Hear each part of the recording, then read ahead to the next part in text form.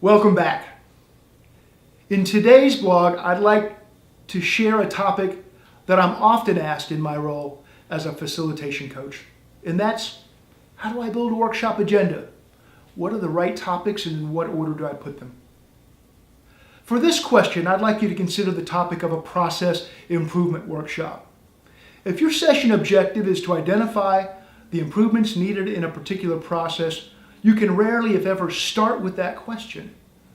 Much like a par 5 hole in golf, you can't aim for the green from the tee. You've got to have a number of shots that set you up to land on the green.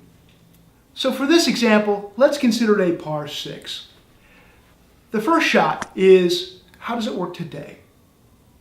So you want to set the stage with everybody in the room before we dive into any potential improvements. The second agenda topic will be, what's good about what we're doing today? Because after all, you don't want to throw the baby out with the bathwater. The third question you're going to want to ask in your agenda is, what's not working? Because this begins to narrow the focus more closely to the objective of the session. The fourth agenda topic will be, what are possible ways to improve? You want to brainstorm a list of topics now and make sure that you get all the ideas out on the table.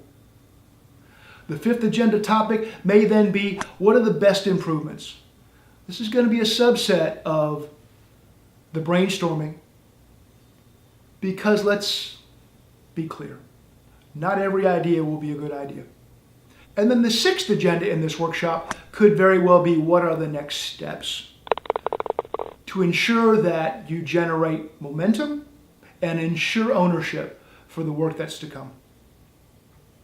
When you're done with your session design, step back and ask yourself two questions.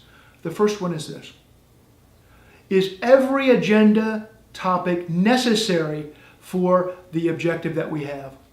Often, I find folks try to pack superfluous topics into an agenda that do not help them get to the end. So if that's the case, take it out. Then the other question is, are all of these topics sufficient to achieve the objective? And if not, you'll identify where there's a hole, you can go back in and fill it. When you're done, you should be able to close your eyes and actually watch the arc of that workshop play out in your mind and be confident that you'll have a workshop that is on point and will deliver the results that you need. In the next two blogs, we're going to talk about some more subtle considerations for workshop design. But in the interim, I hope you found this helpful. Thank you.